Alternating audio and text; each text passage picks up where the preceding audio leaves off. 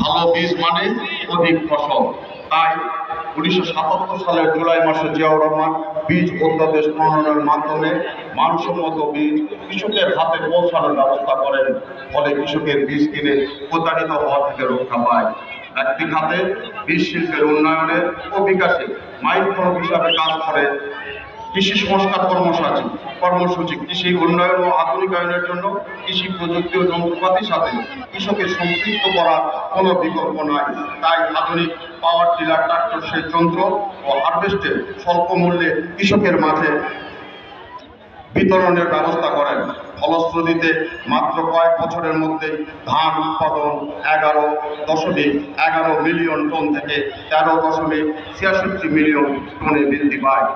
খাদ্য নিরাপত্তা নিশ্চিতকরণ। দেশের দারিদ্র জনগোষ্ঠীর খাদ্য নিরাপত্তা নিশ্চিত করার জন্য খাদ্যের আপৎকালীন মজুদ গড়ে তুলতে জিয়াউর রহমান নতুন খাদ্য গুদাম তৈরির উদ্যোগ গ্রহণ করেন এবং ভালো দামে সরাসরি কৃষকের কাছ থেকে ধান, চাল ক্রয়ের ব্যবস্থা করেন। তার শাসনামলে ধানের বাম্পার ফলনের জন্য বাংলাদেশ থেকে প্রথম চাল রপ্তানি শুরু হয়। ভরা মৌসুমে কৃষক যেন উৎপাদিত ফসল বিক্রি করে ক্ষতিগ্রস্ত না হয়, সেই জন্য তিনি 1978 সালে শস্য গুদাম ঋণ কর্মসূচি গ্রহণ করেন। পল্লী বিদ্যুতায়ন কর্মসূচি বিদ্যুৎকে উন্নয়ন ও সভ্যতা বড় নিয়ামক মনে করে 1977 সালের অক্টোবর মাসে জিয়াউর রহমান পল্লী বিদ্যুতায়ন বোর্ড REB প্রতিষ্ঠা করেন। ফলে বাংলাদেশে 89 গ্রাম এবং 5.08 মিলিয়ন কৃষক পরিবারের বর্তমানে এই বিদ্যুৎ সুবিধা ভোগ করছে, যা তৃতীয় বিশ্বের অন্যতম সফল ঘটনা। তিনি 1976 সালে বাংলাদেশের কেমিক্যাল ইন্ডাস্ট্রি প্রতিষ্ঠা করেন। BCIC প্রতিষ্ঠা কৃষি বিপ্লবের ফলে দেশে ক্রমবর্ধমান সারের চাহিদা মেটানোর জন্য জিয়াউর রহমান নতুন সার কারখানা আশুগঞ্জ ফার্টিলাইজার ফ্যাক্টরি স্থাপনের উদ্যোগ নেন, যা BCICর আওতাধীন। চিনি শিল্প উন্নয়নের নীতিমালা প্রণয়ন। আমদানি নির্ভরতা কমিয়ে চিনি শিল্পের উন্নয়নে 1976 সালে Bangladesh sugar and food industries corporation প্রতিষ্ঠা করেন, যার ফলে দেশীয় চিনি উৎপাদন বৃদ্ধি পায়। উপজাত ভিত্তিক পণ্য বিদেশে রপ্তানির সুযোগ তৈরি হয়। জিয়াউর রহমানের বিশেষ আগ্রহ ও ঐকান্তিক প্রচেষ্টায় 1976 সালে আত্মপ্রকাশ করে বাংলাদেশ গবেষণা কৃষি গবেষণা ইনস্টিটিউট প্রতিষ্ঠা। জিয়াউর রহমানের বিশেষ আগ্রহ ও ঐকান্তিক প্রচেষ্টায় 1976 সালে আত্মপ্রকাশ করে বাংলাদেশ কৃষি গবেষণা ইনস্টিটিউট, যা দেশে কৃষি গবেষণার ক্ষেত্রে যুগান্তকারী ভূমিকা রাখছে।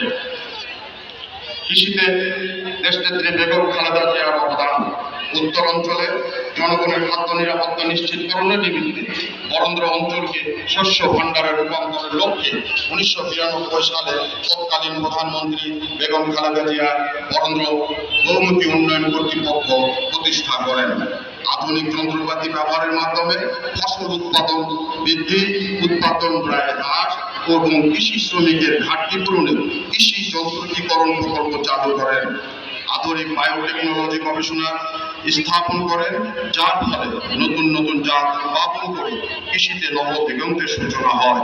নন ইউরিয়া সার যেমন TSP, MOP ও DAP সারের উপর প্রথম ভর্তুকি চালু করেন।